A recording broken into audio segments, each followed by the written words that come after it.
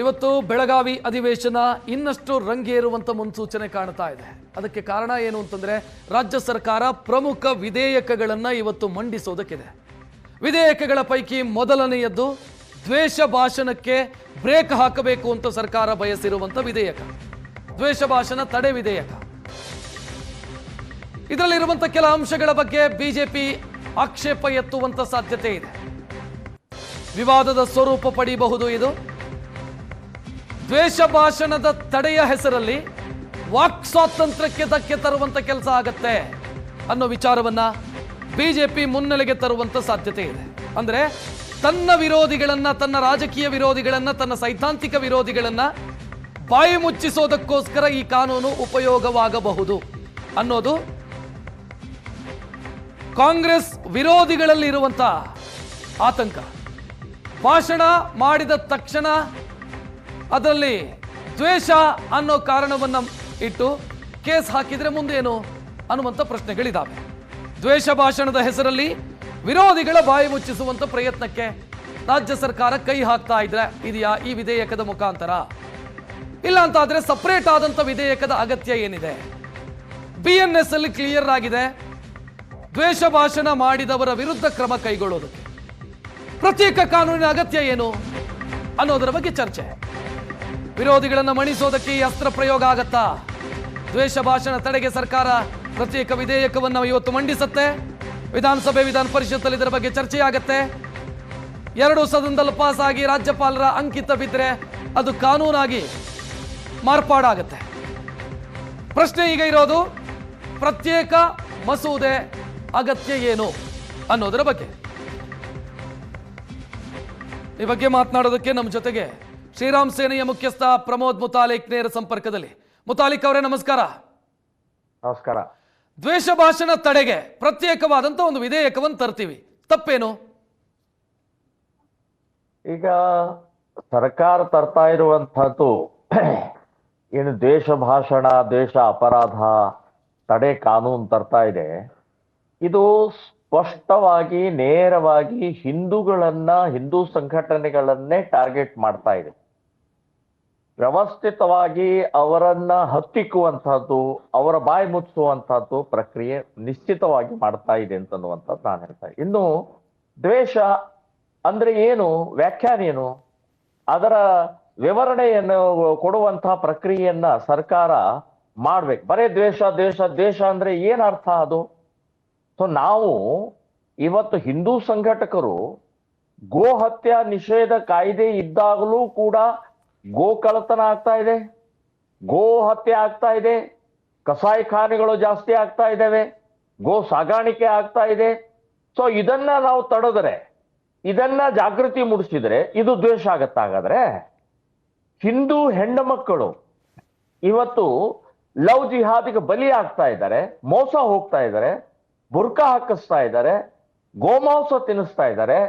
ಅದನ್ನ ತಡೆಯುವಂತ ಪ್ರಕ್ರಿಯೆ, ನಾವು ಜಾಗೃತಿ ಮೂಡಿಸುವಂತ ಪ್ರಕ್ರಿಯೆ ಏನಾದರೂ ಭಾಷಣದಲ್ಲಿ ಹೇಳಿದ್ರೆ ಇದು ದ್ವೇಷ ಆಗತ್ತೆ? ಹಾಗಾದ್ರೆ ಈಗ ಮುತಾಲಿಕ್ ಅವರೇ, ಕಾಂಗ್ರೆಸ್ ನಾಯಕರು ಅಥವಾ ಸಚಿವರು ಏನ್ ಹೇಳ್ತಿದ್ದಾರೆ ಅಂತಂದ್ರೆ, ಈಗಿರುವಂತ BNS ಅಡಿಯಲ್ಲಿ ಇರುವಂತ ಕಾನೂನು ಏನಿದೆ ದುರ್ಬಲವಾಗಿದೆ, ನಾವು ಕೇಸ್ ಹಾಕ್ತೀವಿ ದ್ವೇಷ ಭಾಷಣ ಮಾಡಿದವರ ವಿರುದ್ಧ, ಅವರು ಈಸಿಯಾಗಿ ಬೇಲ್ ತೆಗೆದುಕೊಂಡು ಬಿಡ್ತಾರೆ, ಅದಕ್ಕಾಗಿ ಒಂದು ಪ್ರತ್ಯೇಕ ಕಾನೂನಿನ ಅಗತ್ಯ ಇದೆ.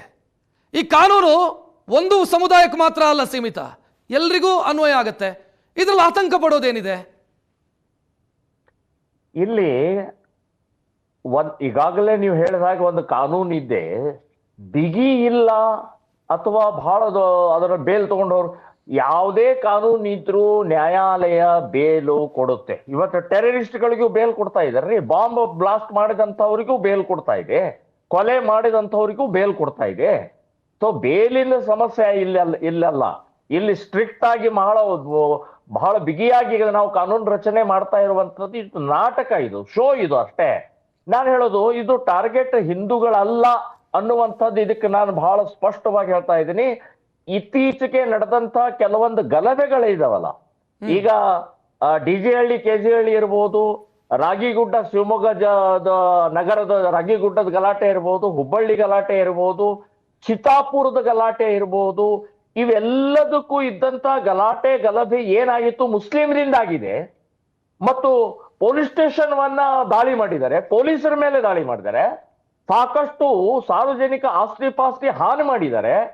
ಸೊ ಇಂಥವ್ರ ಕೇಸ್ಗಳನ್ನ ಮುಸ್ಲಿಮರ ಅಲ್ಲ, ಈಗ ಸಮುದಾಯವನ್ನ ಉದ್ದೇಶಿಸಿ ಬಹಿರಂಗ ವೇದಿಕೆಯಲ್ಲಿ ಭಾಷಣ ಮಾಡಿದಾಗ ಅದರಿಂದಾಗಿ ಸಮಸ್ಯೆಗಳಾಗತ್ತೆ. ಈಗ ಕಲ್ಲಡ್ಕ ಪ್ರಭಾಕರ್ ಭಟ್ರು ಭಾಷಣ ಮಾಡಿದ್ರು, ಕೇಸ್ ಆಯ್ತು. ಪ್ರಮಾದ್ ಮುತಾಲಿಕ್ ಅವರು ದ್ವೇಷ ಭಾಷಣ ಮಾಡಬಹುದು, ಕೇಸ್ ಆಗತ್ತೆ. SDPI ಅವರು ದ್ವೇಷ ಭಾಷಣ ಮಾಡಬಹುದು, ಕೇಸ್ ಆಗತ್ತೆ. ಆಗಬೇಕಲ್ವಾ? ಸಮಾಜದ ಸ್ವಾಸ್ಥ್ಯವನ್ನ ಹಾಳು ಮಾಡೋದಲ್ವಾ? ಅದಕ್ಕೊಂದು ಕಾನೂನಿನ ಅಗತ್ಯ ಇದೆ ಅಂತ. ಇಲ್ಲ, ಕೇಸ್ ಹಾಕಲಿ ಅಥವಾ ಇದು ಮಾಡ್ಲಿ, ನಾನು ಹೇಳೋದು ಈಗ ನಾನೇನ್ ಹೇಳ್ತಾ ಇದ್ದೆ ಅಂದ್ರೆ, ಆ ಗಲಾಟೆ ಸಮಯದಲ್ಲಿ ಗುಂಡಾಗಳ ಕೇಸನ್ನ ವಾಪಸ್ ತಗೊಳ್ತಾರ್ರಿ. ಸಂಪುಟ ಸಭೆಯಲ್ಲಿ ನಿರ್ಣಯ ತಗೊಳ್ತಾರೆ. ಯಾರ್ದು? ಗುಂಡಾಗಳದ್ದು, ಪೊಲೀಸರ ರಕ್ಷಕರಿದ್ದಂತ ಪೊಲೀಸರ ಮೇಲೆ ಅಟ್ಯಾಕ್ ಮಾಡಿದಂತ ಕೇಸ್ಗಳನ್ನ ವಾಪಸ್ ತಗೊಳ್ತಾರೆ. ಹಾಗಾಗಿ ನಾನು ಹೇಳ್ತಾ ಇದ್ದೇನೆ, ಇದು ಟಾರ್ಗೆಟ್ ಇರೋದು ಹಿಂದೂಗಳ ಮೇಲೆ. ಮುತಾಲಿಕ್ ಅವರಿಗೆ ಅನಿಸ್ತಾ ಇರೋದು, ನಾನು ಇದನ್ನ ಈ ರೀತಿ ಕೇಳ್ತೀನಿ ಮುತಾಲಿಕ್ ಅವರೇ, ದ್ವೇಷ ಮತ್ತು ಸತ್ಯದ ಮಧ್ಯೆ ಒಂದು ತೆಳ್ಳಗಿನ ಗೆರೆ ಇದೆ. ಇದನ್ನು ಅರ್ಥ ಮಾಡಿಕೊಳ್ಬೇಕು. ಎಷ್ಟೋ ಸಂದರ್ಭದಲ್ಲಿ ಸತ್ಯ ಮಾತನಾಡಿದ್ರು ದ್ವೇಷ ಅಂತ ಹೇಳಿ ಕೇಸ್ ಹಾಕಬಹುದು, ವಿರೋಧಿಗಳನ್ನ ಟಾರ್ಗೆಟ್ ಮಾಡಬಹುದು ಅಂತ ಅನಿಸ್ತಾ ಇರೋದ ತಮಗೆ? 100% ಹೇಳ್ತೀನಿ. ಇವತ್ತು ಹಿಂದೂ ಅಲೆ ಪ್ರಾರಂಭ ಆಗಿದೆ. ಇವತ್ತು ದತ್ತಪೀಠದಲ್ಲಿ ಸುಮಾರು ಒಂದು 15,000-20,000 ಜನ ಬಂದ್ರು. ಅಂಜನಾದ್ರಿ ಪರ್ವತದಲ್ಲಿ ಸುಮಾರು 50,000ಕ್ಕೂ ಜಾಸ್ತಿ ಜನ ಬಂದ್ರು. ರಾಮನವಮಿ, ಹನುಮ ಜಯಂತಿ, ಗಣೇಶೋತ್ಸವ, ಲಕ್ಷಾಂತರ ಜನ ಸೇರ್ತಾ ಇದ್ದಾರೆ. ಸೊ ಹಿಂದೂ ಅಲೆ ಅನ್ನುವಂಥದ್ದು ಪ್ರಾರಂಭ ಆಗಿದ್ದನ್ನ, ಜೊತೆಗೆ RSS ರೂಟು ಮಾರ್ಚು, ಪಥಸಂಚಲನ ಇವತ್ತು ಎಷ್ಟು ದೊಡ್ಡ ಪ್ರಮಾಣದಲ್ಲಿ ಪ್ರೋತ್ಸಾಹ ಸಿಗ್ತಾ ಇದೆ.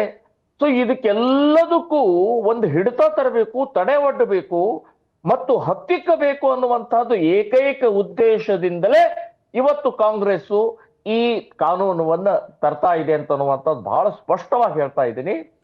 ಈ ಕಾನೂನು ತಂದ್ರೆ ನಮ್ಮ ದ್ವೇಷ ಭಾಷಣವನ್ನ ಇವರು ನಿಲ್ಸಕ್ಕಾಗಲ್ಲ, ಹತ್ತಿಕ್ಕಾಗಲ್ಲ, ಅದು ಮಾತು ಬೇರೆ.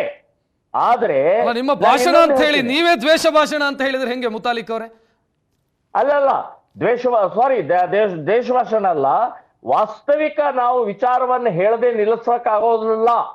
ಈಗ ಇನ್ನೊಂದು ನಿಮ್ಮ ಗಮನಕ್ಕೆ ತರ್ತಾ ಇದ್ದೀನಿ, ಸಾರ್ವಜನಿಕರು ಎಲ್ಲರಿಗೂ ಗಮನಕ್ಕೆ ತರ್ತಾ ಇದ್ದೀನಿ. ಗೋ ಹತ್ಯಾ ನಿಷೇಧ ಕಾನೂನಿದೆ ಈಗಾಗಲೇ. ಹತ್ಯೆ ಮಾಡಬಾರ್ದು ಅಂತನ್ನುವಂಥದ್ದು ಕಾನೂನಿದೆ. ಈಗ ಆ ಕಾನೂನನ್ನು ತಿದ್ದುಪಡಿ ಮಾಡ್ತಾ ಇದೆ. ಯಾಕೆ ತಿದ್ದುಪಡಿ ಮಾಡ್ತಾ ಇದ್ದಾರೆ ಅಂದ್ರೆ, ಗೋ ಕಳ್ಳತನ ಆಗ್ಲಿ, ಗೋ ಹತ್ಯೆ ಆಗ್ಲಿ, ಅವ್ರಿಗೆ ಮುಸ್ಲಿಮರ ಒತ್ತಡಕ್ಕೆ ಮಣಿತಾ ಇದ್ದಾರೆ. 100% ಹೇಳ್ತೀನಿ. ಮುಸ್ಲಿಂ ಸಚಿವರು, ಮುಸ್ಲಿಂ MLAಗಳು, ಮುಸ್ಲಿಮರ ಮುಲ್ಲಾ ಮೌಲ್ವಿಗಳಿಗೆ ಇವತ್ತು ಕಾಂಗ್ರೆಸ್ ಸರ್ಕಾರ ಮಣಿತಾ ಇದೆ, ಅವ್ರ ಲಾಬಿಗೆ ಬಲಿ ಆಗ್ತಾ ಇದೆ ಅಂತನ್ನುವಂಥದ್ದು ಹೇಳ್ತೀನಿ. ಇದು ಕಾನೂನು ಅವ್ರದ್ದೇ ಆದಂತ ಒಂದು ಪ್ರಕ್ರಿಯೆ ಹಿನ್ನೆಲೆಯಲ್ಲಿ ಈ ಕಾನೂನು ತರ್ತಾ ಇದ್ದಾರೆ. ನಾನು BJP JDS ನವರಿಗೆ ಇದನ್ನ ಬಲವಾಗಿ ವಿರೋಧ ಮಾಡಬೇಕು, ಅಷ್ಟೇ ಅಲ್ಲ ಬೈಕಾಟ್ ಮಾಡಬೇಕು, ಅಷ್ಟೇ ಅಲ್ಲ ಅವ್ರು ಪಾಸ್ ಮಾಡ್ತಾರೆ. ಯಾಕಂದ್ರೆ ಅವರಿಗೆ ಮೆಜಾರಿಟಿ ಇದೆ. ಇದನ್ನು ಕೋರ್ಟ್ ಕೂಡ ಹೋಗಿ ಇದನ್ನು ಸ್ಟೇ ತರಬೇಕು ಅಂತನ್ನುವಂಥದ್ದು ನಾನು JDS ಮತ್ತು BJP ಅವರಿಗೆ ವಿನಂತಿಯನ್ನು ಮಾಡ್ತಾ ಇದ್ದೇನೆ. ಎಸ್ ಮುತಾಲಿಕ್ ಅವರೇ, ಥ್ಯಾಂಕ್ ಯು ಸುವರ್ಣ ನ್ಯೂಸ್ ಜೊತೆಗೆ ಮಾತನಾಡಿದ್ದಕ್ಕೆ.